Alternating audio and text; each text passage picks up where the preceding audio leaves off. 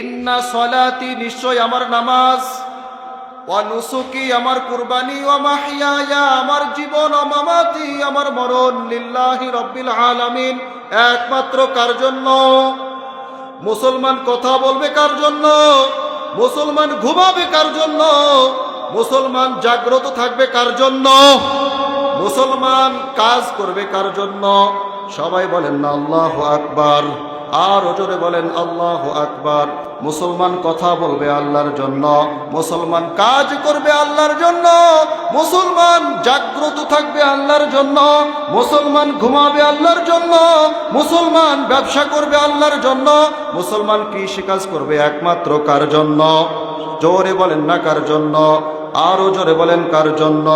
আল্লাহ আল্লাহ ক্যা মুবারক নাম হায়, अल्लाह अल्लाह आशिकों का काम है, अल्लाह अल्लाह तू मेरा माबूद है, अल्लाह अल्लाह तू मेरा माशूक है, ला इलाहा الذي خلق الموت والحياة ليبلوكم أيكم أحسن عملا।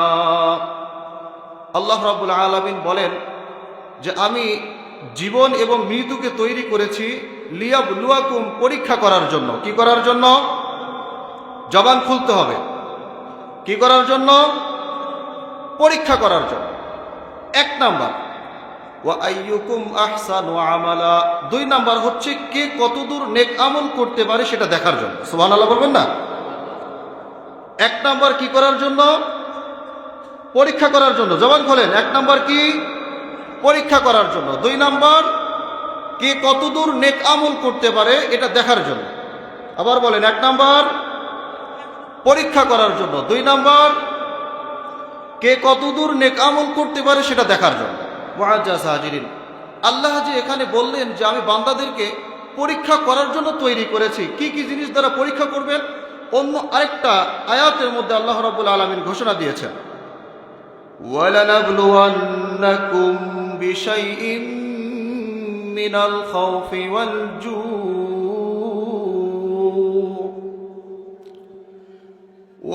জু'i ওয়া নাকসিম মিনাল আমওয়ালি ওয়াল আনফুসি ওয়াস সামারাত।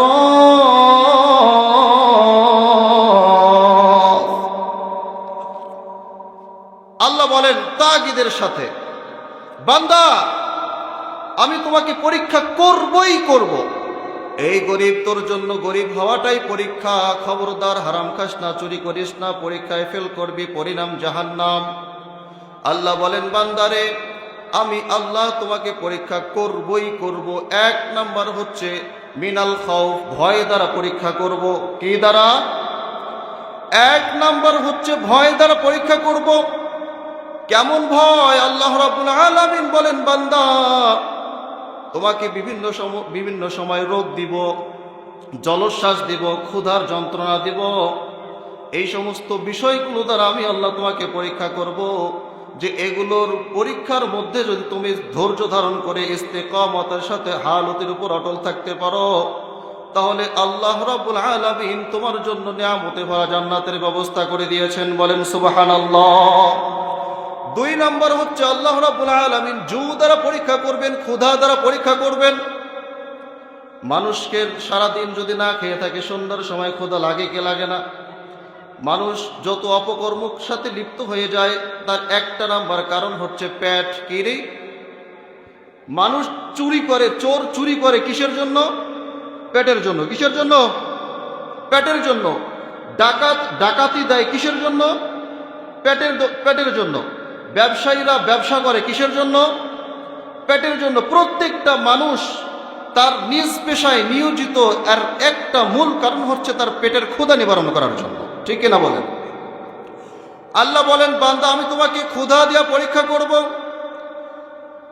পয়গম্বর আরবি সাল্লাল্লাহু আলাইহি ওয়াসাল্লামের একটা ছোট্ট ঘটনা আমি আপনাদের সামনে তুলে ধরতে চাই।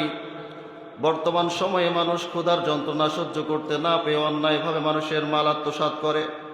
ক্ষুধার যন্ত্রণা সহ্য করতে না পেয়ে সুদ খায়। ক্ষুধার যন্ত্রণা সহ্য করতে না পেয়ে মানুষের মাল চুরি করে, ইয়েতিমের হক নষ্ট করে। পয়গম্বর আরবি সাল্লাল্লাহু আলাইহি ওয়াসাল্লাম দ্বীনের দাওয়াতের জন্য বের হয়েছেন। পয়গম্বর আরবি সাল্লাল্লাহু আলাইহি ওয়াসাল্লাম দ্বীনের দাওয়াতের জন্য বের হয়েছেন। প্রতিমধ্যে তেনার কলিজার টুকরা মেয়ে ফাতেমার বাড়ি, বর্তমান সময়ের বাবারা যদি কোথাও সফরে যায় আর রাস্তায় যদি নিজের আদরের মেয়ের বাসা, নিজের আদরের মেয়ের বাড়ি চলে আসে, তাহলে বাবার মনটা বলে একবার আমার নিজের মেয়েটাকে দেখে যাই। বলেন ঠিক কিনা?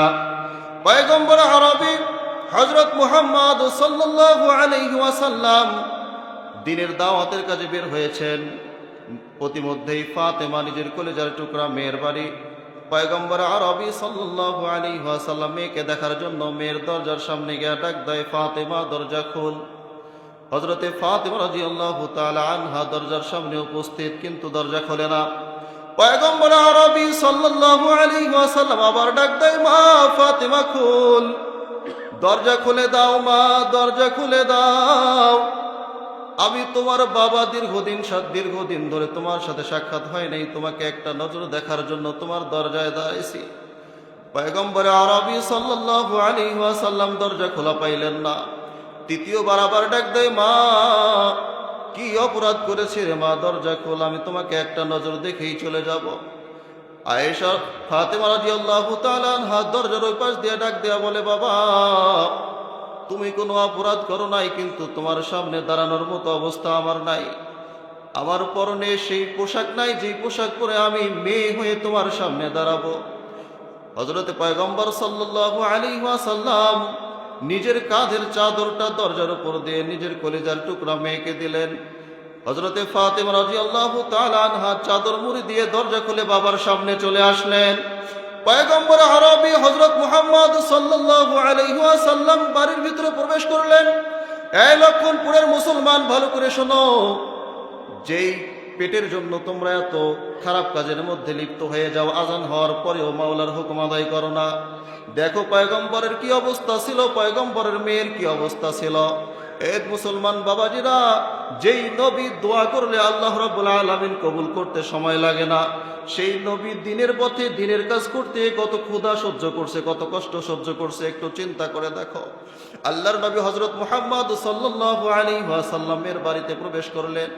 মেয়ের বাড়িতে প্রবেশ করে মেয়েকে বলে, মা আমার কলিজার টুকরা দুইটা হাসান হোসেন নাতিরা কই? পয়গম্বর আরবি সাল্লাল্লাহু আলাইহি ওয়াসাল্লামের মেয়ে বলে, বাবা ওই যে দেখো চুলার মধ্যে পানি ফুটাইতেছি, সন্তানদেরকে সান্ত্বনা দিয়েছি, সন্তানরা খাইতে না পাইরা তারা তো ঘুমায়া গেছে, ঘুমানোর চেষ্টা করতেছে।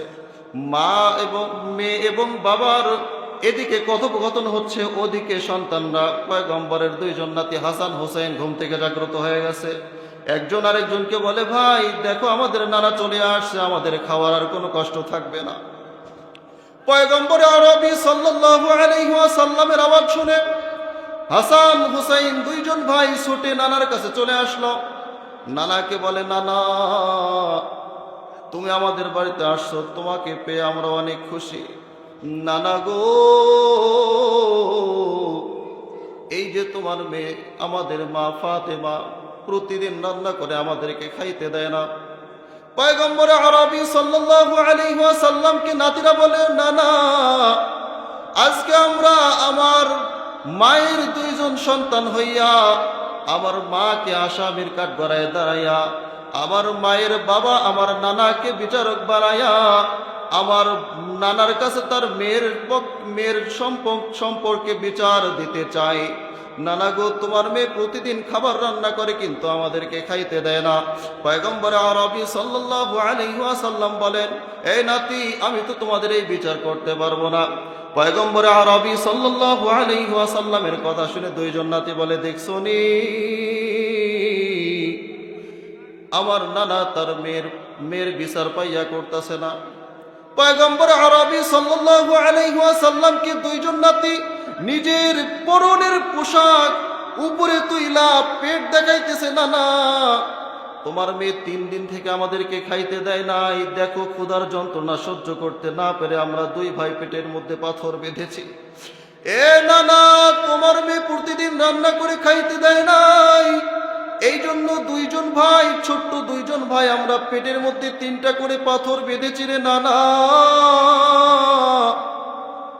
পয়গম্বর সাল্লাল্লাহু আলাইহি ওয়াসাল্লাম দেখে বলে, নাতি শোন, নাতি শোন, তোমরা 3 দিন থেকে খাইতে পারো না, এই জন্য মাকে আসামি বানাইয়া নিজের নানার কাছে বিচার দিতেছ। আমি তো সাইয়্যিদুল মুরসালিন, খাতামুন নাবিয়্যিন, আমি তো শেষ নবী, সমস্ত নবীদের সরদার, আমি তোমাদের বিচারটা নিব না, এরকমটা নয়। কিন্তু নাতি শোন, শোন, তুই 3 দিন না খেয়ে, তোমরা 3 দিন না খেয়ে আসো, এই জন্য নানার কাছে বিচার দিলাম। পয়গম্বর আরবি সাল্লাল্লাহু আলাইহি ওয়াসাল্লাম নিজে নিজের পেটের উপর থেকে জামাটা সরাইয়া নাতিদেরকে দেখায় দেয়, নাতি দেখ, তোমরা 3 দিন থেকে খাইতে পারো না, এই জন্য নিজের মায়ের বিরুদ্ধে বিচার দিতেছ। এ নাতি দেখ, দেখ, আমি তোমাদের নানা, যার কাছে তোমরা তোমাদের মায়ের জন্য বিচার দিয়েছো রে নাতি, আমি তোমাদের নানা আজ থেকে 7 দিন পর্যন্ত কিছু খাই নাই। 7 দিন পর্যন্ত না খেয়ে 7টা পাথর আমার পেটের মধ্যে বেঁধেছি রে নাতি। আমি বলো তাহলে এখন কার কাছে বিচার নিয়ে যাব? এই লক্ষণপুরের ইমানদার, এই লক্ষণপুরের মুসলমান, ভালো করে শুন, যেই নবী না খেয়ে থেকে নিজের পেটের মধ্যে 7টা পাথর বেঁধে দিন কায়েম করে গেছেন, যেই নবীর নাতিরা, ছোট্ট ছোট্ট নাতিরা না খেয়ে থেকে, না খেয়ে দিন দিন প্রচারের কাজে কষ্ট সহ্য করে নিজের পেটে পাথর বেঁধেছে, সেই দিনকে কায়েম করার দরকার আছে না নাই? জোরে বলেন, আছে না নাই? মুসলমান ইমানদার, আল্লাহ রাব্বুল আলামিন বলেন, বান্দা আমি তোমাকে ভয় দ্বারা পরীক্ষা করব। 2 নাম্বার বলেন, আমি তোমাকে ক্ষুধা দ্বারা পরীক্ষা করব।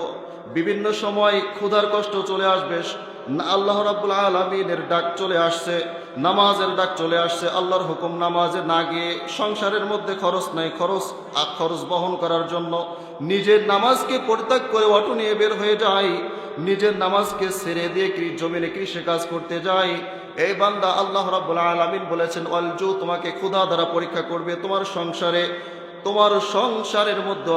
তোমার সংসারের মধ্যে ইনকাম কম দিয়ে তোমাকে পরীক্ষা করবে, তোমার মাল কম দিয়ে তোমাকে পরীক্ষা করবে। এই সমস্ত পরীক্ষার মধ্যে তোমাকে ধৈর্য ধারণ করে আল্লাহর ইবাদতের মধ্যে ইস্তেকামত থাকার দরকার আছে না নাই? সব পরীক্ষার মধ্যে ধৈর্য ধারণ করতে হবে, কারণ আল্লাহ রাব্বুল আলামিন বলেন, ইন্নাল্লাহা মা'আস সাবিরিন, আল্লাহ রাব্বুল আলামিন নিশ্চয়ই ধৈর্যশীলদের সাথেই আছেন। তুমি ধৈর্য ধরে আল্লাহর ইবাদতের মধ্যে ইস্তেকামত থাকবা, আল্লাহ রাব্বুল আলামিন তোমার সমস্ত কষ্ট দূর করে দিবেন। বলেন সুবহানাল্লাহ। মুআজ্জাজ হাজিরিন, সংসারের মধ্যে পিছুটান চলে আসছে, পিছুটান। এখন কাজ না করলে সংসারের খরচ বহন করার শক্তি থাকে না, এই জন্য আমরা কাজে চলে যাই, আল্লাহর হুকুমকে প্রাধান্য দেই না। আসলে ভাই, আমার পিছুটানটাই হচ্ছে আমার জন্য পরীক্ষা, আমার পিছু টানটাই হচ্ছে আমার জন্য পরীক্ষা।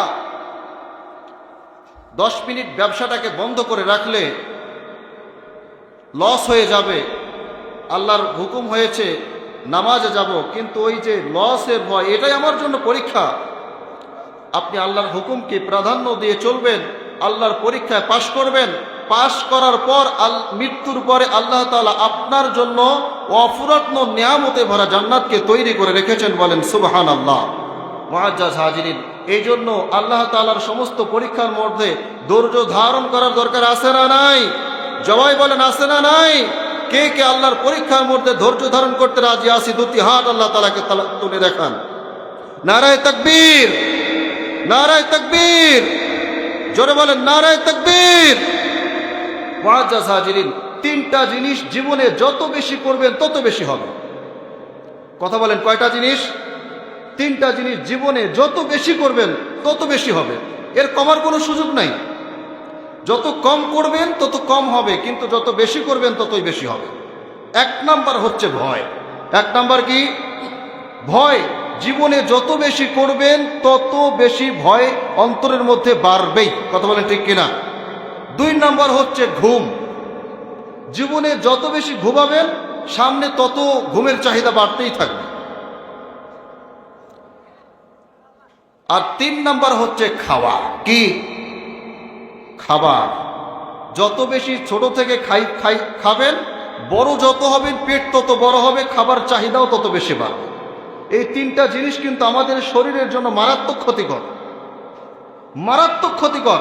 ইবাদত থেকে বিচ্ছিন্ন রাখার জন্য সবচেয়ে বড় ওষুধ এই 3টা জিনিস। এই জন্য নিজের জীবন থেকে, নিজের অভ্যাস থেকে এই 3টা জিনিস ছাড়ার দরকার আছে না নাই? বলেন, সবাই বলেন ছাড়বো তো ইনশাআল্লাহ।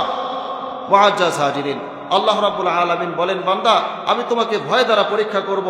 2 নাম্বার হচ্ছে আল জু, তোমাকে ক্ষুধা দ্বারা পরীক্ষা করব, পিছু টান দিয়ে পরীক্ষা করব। 3 নাম্বার হচ্ছে ওয়ানাকসিম মিনাল আমওয়ালি ওয়াল আনফুসি ওয়াস সামারাত, আমি কিছু বান্দাকে মাল সম্পদ কম দিব, কিছু বান্দাকে মাল সম্পদ বেশি দিব। আমাদের সমাজে ধনী ব্যক্তি আছে না নাই? সবাই বলেন, ধনী ব্যক্তি আছে না নাই? আবার এমনও ব্যক্তি আছে, এমনও মানুষ আছে যে যারা দিন মিলায় দিন খায়, এরকম লোক আছে না নাই? গরিব মানুষ আছে, দিন মিলায় দিন খায়, আবার এমনও মানুষ আছে সম্পদের অভাব নাই।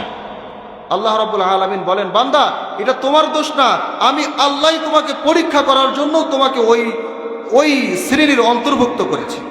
ওয়ানাকসিম মিনাল আমওয়ালি ওয়াল আনফুসি ওয়াস সামারাত, আমি আল্লাহ তো বলেছিলাম তোমাকে কম সম্পদ দিয়ে পরীক্ষা করব, আমি আল্লাহ তো বলেছিলাম তোমাকে বেশি সম্পদ দিয়ে পরীক্ষা করব। মুআজ্জাজ হাজিরিন, যাদের সম্পদ নাই, যাদের সম্পদ নাই এরা সব সময় চাহিদা করে সম্পদের, ঠিক কিনা? সব সময় চাহিদা করে সম্পদের। আবার যাদের সম্পদ আছে এরাও সব সময় চাহিদা করে সম্পদের। ভুল বললাম না ঠিক বললাম? মুআজ্জাজ হাজিরিন, যেমন যাদের সম্পদ নাই, আজকে ইনকাম করছে, কালকে কি খাবে এই চিন্তাটা তার মধ্যে চলে আসে। এই চিন্তাটা আসার কারণে সে ইবাদত বাদ দিয়ে আগামীকালের অর্থ উপার্জনের জন্য উঠে পড়ে লেগে যায়, ঠিক কিনা? মুআজ্জাজ হাজিরিন, আল্লাহ রাব্বুল আলামিন নিজেই আমাদেরকে বলেছেন ওয়ালাকসিম মিনাল আমওয়ালি ওয়াল আনফুস, মাল কম দিয়ে আমাকে পরীক্ষা করবেন, ওয়াল আনফুসি ওয়াস সামারাত, আমাকে মাল বেশি দিয়ে পরীক্ষা করবেন। তাহলে আমি যেই অবস্থায় আছি এটা কার পরীক্ষা? সবাই বলেন কার পরীক্ষা? আল্লাহর নামটা আর একটু জোরে নেওয়া যায় না বাবাজি? সবাই বলেন কার পরীক্ষা? আল্লাহু আকবার। মুআজ্জাজ হাজিরিন, এই জন্য মাল সম্পদ কম, এই জন্য হারাম উপার্জনের কাজে যাওয়া যাবে। আমি কিন্তু ভাঙ্গাচোরা অল্প কথাই বলতেছি, আপনার অনেক বিস্তারিত আলোচনা ছিল, প্রায় আমি আপনাদেরকে বোঝানোর জন্য যথেষ্ট আলোচনা ঠিক করেছিলাম, রিসার্চ করেছিলাম।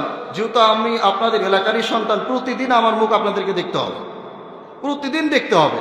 এই জন্য ভুল বললেও ঠিক, সঠিক বললেও ঠিক। মুআজ্জাজ হাজিরিন, আমি অল্প সময় আপনাদেরকে বোঝানোর জন্য এই কথাগুলো বলতেছি। মুআজ্জাজ হাজিরিন, আমরা যেই অবস্থার উপরে আছি, আমি যেই অবস্থার উপরে আছি, এটা কার পরীক্ষা? জোরে বলেন না কার পরীক্ষা? মুআজ্জাজ হাজিরিন, তাহলে আমার প্রত্যেকটা কাজ হবে একমাত্র কার জন্য? বলেন না কেন? একমাত্র প্রত্যেকটা কাজ হবে কার জন্য? আল্লাহু আকবার। জোরে বলেন না আল্লাহু আকবার। قل إن صلاتي ونسكي ومحياي ومماتي لله رب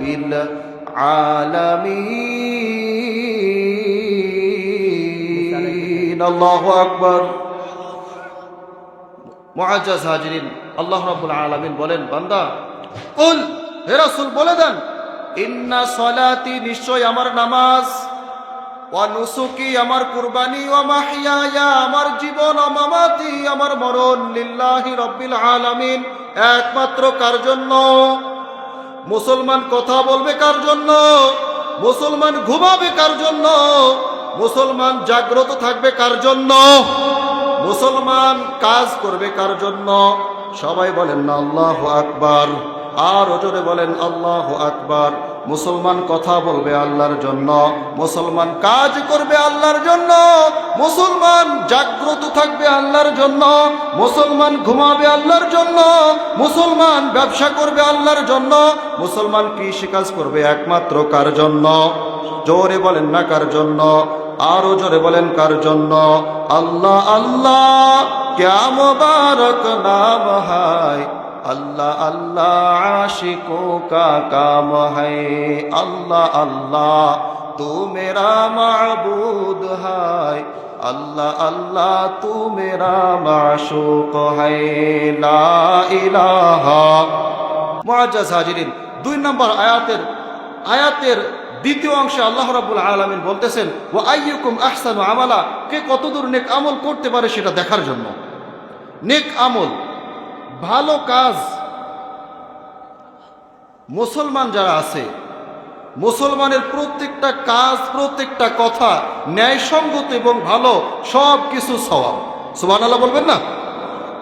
মুসলমানের প্রত্যেকটা কথা নেকি, মুসলমানের প্রত্যেকটা কাজ নেকি, মুসলমানের প্রত্যেকটা সমর্থন নেকি। মুসলমান হাঁটলেও আল্লাহ সওয়াব দেয়, মুসলমান কথা বললেও আল্লাহ সওয়াব দেয়, কিন্তু হইতে হবে ন্যায়সঙ্গত। ঠিক না বেটি? খারাপ কথা বললে সওয়াব হয় না গুনাহ হয়? গুনাহ হয়। খারাপ কথা বললে সওয়াব হয় না গুনাহ হয়? গুনাহ হয়। আল্লাহ রাব্বুল আলামিন বলেন, বান্দা আমি তো তোমাদেরকে তৈরি করেছি 2টা জিনিসের জন্য। 1 নাম্বার লিয়াবলুয়াকুম, তোমাদেরকে পরীক্ষা করার জন্য। 2 নাম্বার হচ্ছে ওয়া আইয়ুকুম আহসানু আমালা, কে কতদূর নেক আমল করতে পারো, ভালো কাজ করতে পারো সেটা দেখার জন্য। সুবহানাল্লাহ বলবেন না? জোরে বলেন না কেন? সুবহানাল্লাহ। মুআজ্জাজ হাজিরিন, নেক আমল, মুসলমানদের সব কাজেই তো নেক আমল। এই নেক আমলের মধ্য থেকে বিশেষ করে আল্লাহ তাআলার কাছে সবচেয়ে পছন্দনীয় ইবাদত, পছন্দনীয় আমল হচ্ছে নামাজ। কি? সবাই বলেন না কেন কি? মুআজ্জাজ হাজিরিন, আমার মূল আলোচনাই ছিল এটা। আল্লাহ রাব্বুল আলামিনের আমাদেরকে, মুসলমানদেরকে যে আমল দিয়েছেন, যে ইবাদত দিয়েছেন, যে কাজ দিয়েছেন, আল্লাহর কাছে সবচেয়ে পছন্দনীয়, সবচেয়ে গ্রহণযোগ্য, সবচেয়ে পছন্দনীয় 1 নম্বর আমল, সেটার নামই হচ্ছে কি? জোরে বলেন না কি? নামাজ। নামাজটা কত বেশি গুরুত্বপূর্ণ জানেন? আল্লাহর হাবিব হযরত মুহাম্মদ সাল্লাল্লাহু আলাইহি ওয়াসাল্লাম বলেন, পয়গম্বরের নাম শুনলে দরুদ পড়া সমস্ত মুসলমানদের উপর ওয়াজিব। বলেন সাল্লাল্লাহু, সবাই বলেন সাল্লাল্লাহু আলাইহি ওয়াসাল্লাম। মুআজ্জাজ হাজিরিন, আল্লাহর হাবিব হযরত মুহাম্মদ সাল্লাল্লাহু আলাইহি ওয়াসাল্লাম বলেন, আস-সালাতু ইমাদুদ্দিন, মান আকামাহা ফাকাদ আকামাদ-দ্বীন, ওয়া মান তারাকাহা ফাকাদ হাদামাদ-দ্বীন। আল্লাহর হাবিব হযরত মুহাম্মদ সাল্লাল্লাহু আলাইহি ওয়াসাল্লাম বলেন, যে ব্যক্তি নামাজ আদায় করলো সে দ্বীনের খুঁটিটাকে, ভিত্তিটাকে ঠিক রাখলো। ভালো করে কথাটা ভালো করে বোঝেন, যে নামাজ আদায় করলো সে দ্বীনের খুঁটিটাকে ঠিক রাখলো। আর যে নামাজকে বিনষ্ট করলো, আদায় করলো না, হেলায় খেলায় সময়টাকে পার করে ফেললো, সে ইসলামের খুঁটিটাকে নষ্ট করে ফেললো। তাহলে নামাজটা ইসলামের মূল ভিত্তি। নামাজটা হচ্ছে ইসলামের মূল ভিত্তি। সূরাতুল বাকারার 3 নম্বর আয়াতের মধ্যে ঈমানদারের গুণ ঘোষণা করতে গিয়ে আল্লাহ রাব্বুল আলামিন বলেন, আল্লাযীনা ইউমিনুনা বিল গায়বি ওয়া ইউকিমুনাস সালাহ। আল্লাহ রাব্বুল আলামিন বলেন, ঈমানদারের গুণ হচ্ছে 1 নম্বর আল্লাহর প্রতি এবং গায়েবের প্রতি বিশ্বাস রাখবে। 2 নম্বর গুণ হচ্ছে ওয়া ইউকিমুনাস সালাহ, নামাজ কায়েম করবে। সুবহানাল্লাহ বলবেন না? ঈমানদারের গুণ, মুসলমানের প্রথম গুণ হচ্ছে আল্লাহকে মানার পর, গায়েবের প্রতি বিশ্বাস রাখার পর প্রথম কাজ, প্রথম ইবাদত, প্রথম আমল হচ্ছে নামাজ। প্রথম নেক আমল হচ্ছে কি? নামাজ। মুআজ্জাজ হাজিরিন, নামাজটি এত বেশি গুরুত্বপূর্ণ। মুআজ্জাজ হাজিরিন, আল্লাহ রাব্বুল আলামিন সূরাতুল মুলকের 2 নম্বর আয়াতের মধ্যে 2টা অংশের কথা বলেছেন। একটা অংশের কথা আমি আপনাদের সামনে বলেছিলাম, লিয়াবলুয়াকুম, পরীক্ষা করার কথা। সংক্ষিপ্ত সময় ছিল এই জন্য লিয়াবলুয়াকুমের কথা। এই কি কি জিনিস দ্বারা আল্লাহ রাব্বুল আলামিন বান্দাদেরকে পরীক্ষা করবেন কিছুক্ষণ আগে আমি আপনাদের সামনে তুলে ধরেছি। আর দ্বিতীয় অংশের মধ্যে আল্লাহ রাব্বুল আলামিন বলেন, ওয়া আইয়ুকুম আহসানু আমালা, কে কত দূর নেক আমল করতে পারো সেটা দেখার জন্য। মুআজ্জাজ হাজিরিন, নেক আমলের মধ্য থেকে অনেক নেক আমল আছে। এর মধ্যে সবচেয়ে মূল এবং সবচেয়ে গ্রহণযোগ্য নেক আমল হচ্ছে নামাজ। এই নামাজের কথা আমি আপনাদের সামনে কিছু সময় বলতে চাই। আপনারা রাজি আছেন তো ইনশাআল্লাহ? কে কে রাজি আছেন? 2টি হাত আল্লাহ তাআলাকে তুলায়া দেখান। আল্লাহ তুমি কবুল করো। আল্লাহ আমাদেরকে 5 ওয়াক্ত নামাজিওয়ালা বানায়া দাও। জোরে বলেন না আমিন। মুআজ্জাজ হাজিরিন, আল্লাহর হাবিব হযরত মুহাম্মদ সাল্লাল্লাহু আলাইহি ওয়াসাল্লাম বলেন, আকরাবু মা ইয়াকুনুল আবদু মির রাব্বিহি ওয়া হুয়া সাজিদুন। বান্দা দুনিয়ার বুকে সমস্ত কাজ করে আল্লাহকে পাওয়ার জন্য, বান্দা রোজা রাখে আল্লাহকে পাওয়ার জন্য, বান্দা হজে যায় আল্লাহকে পাওয়ার জন্য, কিন্তু পয়গম্বর বলেন আল্লাহকে যদি পাইতে চাও, আল্লাহর যদি বেশি কাছাকাছি হইতে চাও, পয়গম্বর আরবি সাল্লাল্লাহু আলাইহি ওয়াসাল্লাম বলেন, আকরাবু মা ইয়াকুনুল আবদু মির রাব্বিহি ওয়া হুয়া সাজিদুন। বান্দা সিজদা যখন করে তখন আল্লাহর বেশি কাছাকাছি হয়ে যায়। সুবহানাল্লাহ বলেন না কেন? মুআজ্জাজ হাজিরিন, বান্দা সিজদা করলে কার কাছে যায়? জোরে বলেন, আরো জোরে, জোর হয় না। মুআজ্জাজ হাজিরিন, বান্দা যত বেশি সিজদা করবে আল্লাহর তত বেশি নিকটবর্তী হয়ে যাবে। সুবহানাল্লাহ। বান্দা যত কম সিজদা করবে তত আল্লাহর থেকে দূরে চলে যাবে। এই জন্য সিজদা করার দরকার আছে না নাই? সবাই বলেন সিজদা করার দরকার আছে না নাই? মুআজ্জাজ হাজিরিন, সিজদা করবে একমাত্র কাকে? কোন মাজারে বা কোন গাছের নিচে সিজদা করা যাবে? মুআজ্জাজ হাজিরিন, সিজদার মালিক কে? ক্ষমতার মালিক কে? রিজিক দেওয়ার মালিক কে? সন্তান দেওয়ার মালিক কে? সম্পদ দেওয়ার মালিক কে? সব কিছুর মালিক কে? জোরে বলেন না কে? আল্লাহু আকবার। জোরে বলেন আল্লাহু আকবার। আরো জোরে বলেন আল্লাহু আকবার। মুআজ্জাজ, সব কিছুর মালিক একমাত্র কে? সিজদা করব কাকে? জিকির করব কার জন্য? নামাজ আদায় করব কার জন্য? কাছাকাছি হব কার জন্য? একমাত্র বিচার দিবসের মালিক কে? মুআজ্জাজ হাজিরিন, সেই আল্লাহকে রাজি করার উদ্দেশ্যে নামাজ পড়ার দরকার আছে না নাই? কে কে আজ থেকে, এই মুহূর্ত থেকে, অর্থাৎ আজকে ফজর থেকে 5 ওয়াক্ত নামাজ পড়বো? হাতটা তুলে আল্লাহ তাআলাকে দেখাই, হাতটা তুলে আল্লাহ তাআলাকে দেখাই। আল্লাহ তুমি কবুল করো। সকলে বলেন আমিন। মুআজ্জাজ হাজিরিন, যে ব্যক্তি দুনিয়াতে 5 ওয়াক্ত নামাজ জামাতের সাথে সুন্দরভাবে আদায় করবে, আল্লাহ রাব্বুল আলামিন ওই ব্যক্তিকে দুনিয়া এবং আখিরাতে বিশেষ করে 5টা পুরস্কারে পুরস্কৃত করবেন। সুবহানাল্লাহ বলবেন না? দুনিয়া এবং আখিরাতে বিশেষ করে 5টা পুরস্কারে পুরস্কৃত করবেন। 1 নাম্বার, বান্দারা, দুনিয়ার মানুষরা সব সময় যেই জিনিসের পিছনে দৌড়ায়, রিজিক, এই রিজিকের কষ্ট আল্লাহ তাআলা দুনিয়াতে দূর করে দিবেন। সুবহানাল্লাহ বলেন না কেন? মুআজ্জাজ হাজিরিন, পয়গম্বর আরবি সাল্লাল্লাহু আলাইহি ওয়াসাল্লাম বলেন, আর রিজকু মাকসুমুন ইয়াতলুবুল আবদু কামা ইয়াতলুবু আজালুহু। আল্লাহ রাব্বুল আলামিন রিজিক তো বন্টন করে দিয়েছেন, রিজিক তো দিয়া দিয়েছেন। মানুষকে যেমন মৃত্যু খুঁজে খুঁজে মানুষের কাছে পৌঁছে যায়, রিজিকও মানুষকে খুঁজে খুঁজে মানুষের কাছে পৌঁছে যাবে। আল্লাহ রাব্বুল আলামিন বলেন, ফাইদা কুদিয়াতিস সালাত ফান্তাশিরু ফিল আরদ। বান্দা, তুমি নামাজ কায়েম করো, নামাজ কায়েম করে জমিনের বুকে ছড়িয়ে ছিটিয়ে যাও। নামাজের সময় নামাজ পড়ে তুমি জমিনের মধ্যে কাজের জন্য চলে যাও। নামাজের সময় নামাজ পড়ে তুমি গাড়ি নিয়ে বের হয়ে যাও। নামাজের সময় নামাজ পড়ে তোমার অফিসে তুমি চাকরির জন্য চলে যাও। নামাজের সময় নামাজ পড়ে তুমি তোমার বৈবাহিক জীবনকে, তুমি তোমার সাংসারিক জীবনকে পরিচালনা করার কাজে চলে যাও। রিজিক তোমার কাছে অটোমেটিক পৌঁছে যাবে। সুবহানাল্লাহ বলেন না কেন? মুআজ্জাজ হাজিরিন, আল্লাহ রাব্বুল আলামিন বান্দার 1 নাম্বার সমস্যা, রিজিকের সমস্যা দূর করে দিবেন। 2 নাম্বার হচ্ছে মৃত্যুর সময় বান্দার মৃত্যুর কষ্টটা দূর করে দিবেন। মৃত্যু ব্যক্তি মৃত্যুর সময় যে কষ্ট হয়, পৃথিবীর মধ্যে মানুষ হচ্ছে 2 প্রকার। কয় প্রকার? জোরে বলেন কয় প্রকার? এক দল হচ্ছে ভালো মানুষ, আর এক দল হচ্ছে খারাপ মানুষ। ভালো মানুষদের মৃত্যুর সময় তাদের মৃত্যুটা আসানের সাথে হয়ে যায়। আল্লাহ রাব্বুল আলামিন কুরআনে ভালো মানুষদের মৃত্যুর সময় তাদের অবস্থাটা কেমন হবে বর্ণনা করেছেন।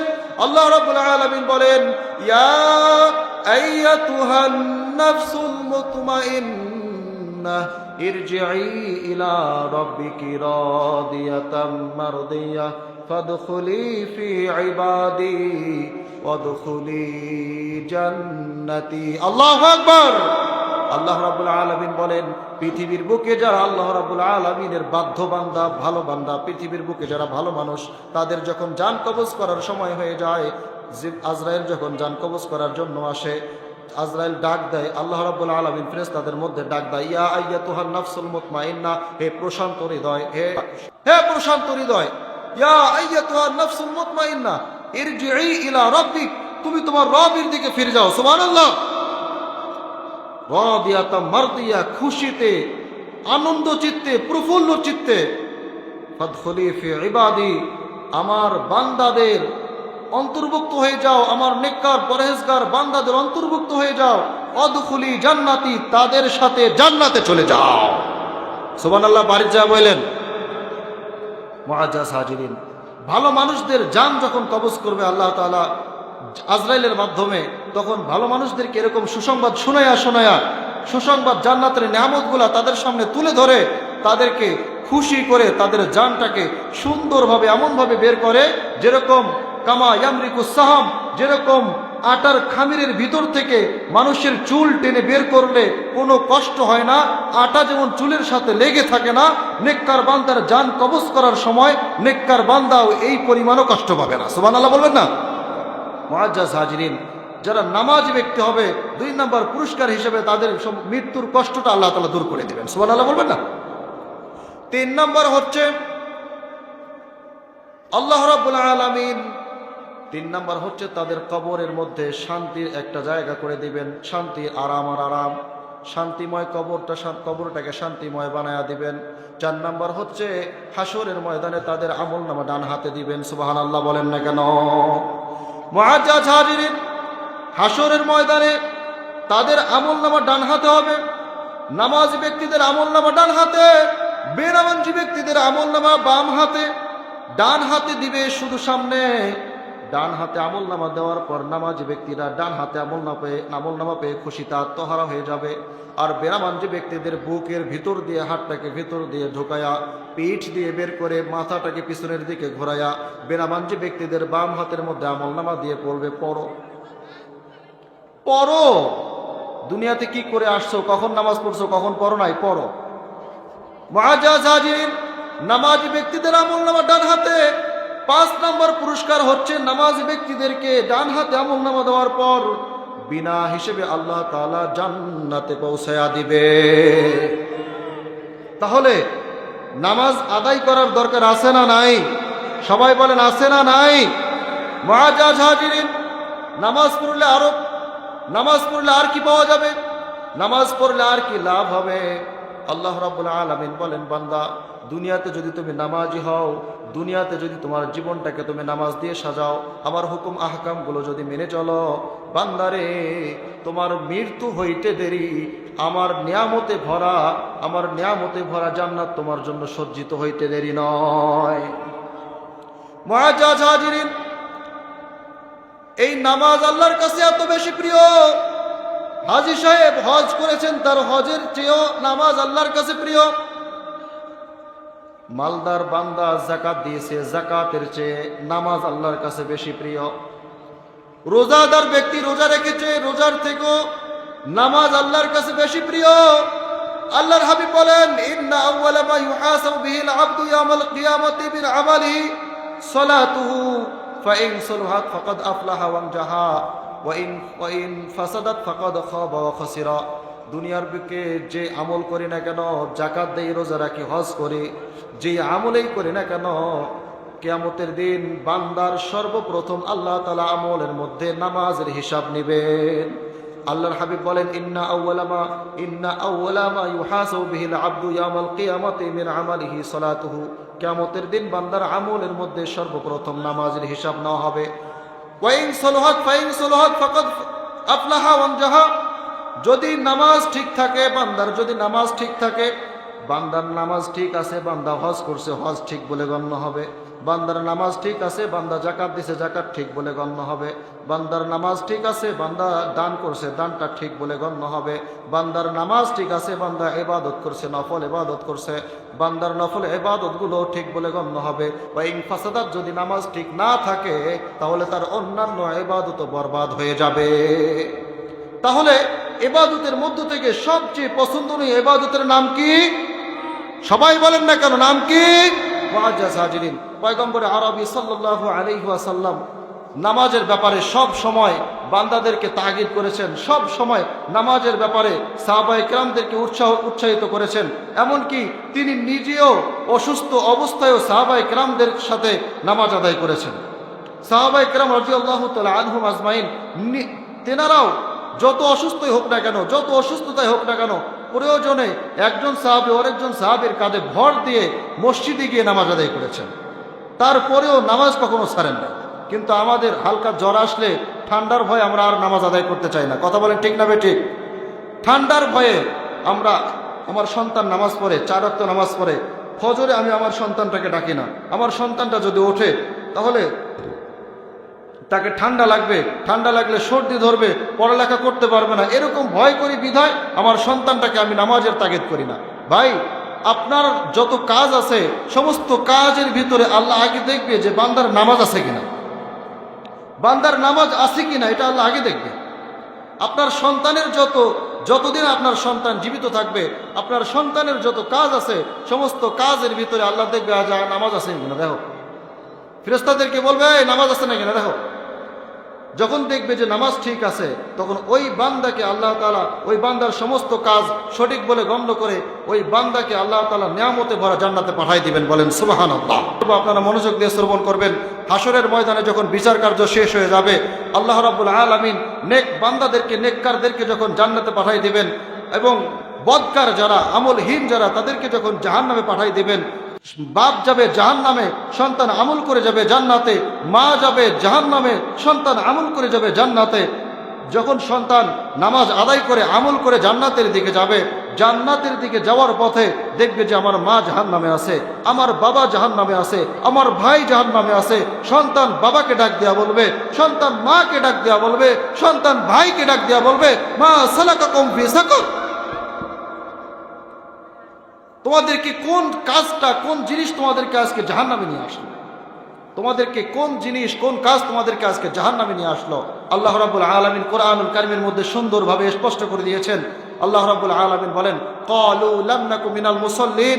জাহান্নামীরা বলবে, এই আমরা তো পৃথিবীতে, তুমিও ছিলে আমিও ছিলাম, একসঙ্গে বসে চায়ের হোটেলের মধ্যে নাস্তা করছি, এশার আজান হয়ে গেছে, তুমি নাস্তা শেষ করে নামাজে গেছো, আমরা নামাজে যাই নাই। নামাজে না যাওয়ার কারণে আল্লাহ তাআলা আজকে আমাদেরকে জাহান্নামে নিয়ে আসছে। নামাজে না যাওয়ার কারণে আল্লাহ তাআলা আমাকে জাহান্নামে আর তোমাকে জান্নাতে নিয়ে গেছে। ক্বালু লাম নাকু মিনাল মুসাল্লিন ওয়া লাম নাকু নুতঈমুল মিসকিন। অর্থ সম্পদের অভাব ছিল না, আল্লাহ মাল সম্পদ কম দেন নাই, আল্লাহ মাল সম্পদ দিয়েছে। দুনিয়াতে মালটাকে শুধু আরাম আয়েশের জন্য নষ্ট করেছি, নিজের ভোগ বিলাসের জন্য ব্যয় করেছি। অর্থ সম্পদ আমি সঠিকভাবে খরচ করি নাই। এই পাশের বাড়িতে ওয়ালাম নাকু নুতঈমুল মিসকিন, পাশের বাড়িতে একজন অভাবী ব্যক্তি ছিল। আমার লক্ষণপুরে বাড়ি, পাঁচপীর মাদ্রাসা নামক একটা মাদ্রাসা ছিল, সেখানে এতিমখানার বাচ্চারা সুন্দরভাবে খুব সেই রাত 3:30 4টার দিকে উঠে কোরআনুল কারীম তিলাওয়াত করতো। তাদের বোর্ডিংয়ে চাউল ছিল না, আমার টাকার অভাব ছিল না, আমার টাকা শখ থাকা সত্ত্বেও আমি তাদের বোর্ডিংয়ে 1 বস্তা চাউল কিনে দেই নাই, করে এতিম বাচ্চাকে একবেলা খাবারের ব্যবস্থা করে দেই নাই। ওয়ালাম নাকু নুতঈমুল মিসকিন, এই না দেওয়ার কারণে আল্লাহ তাআলা আমাকে জাহান্নামে নিয়ে আসছে।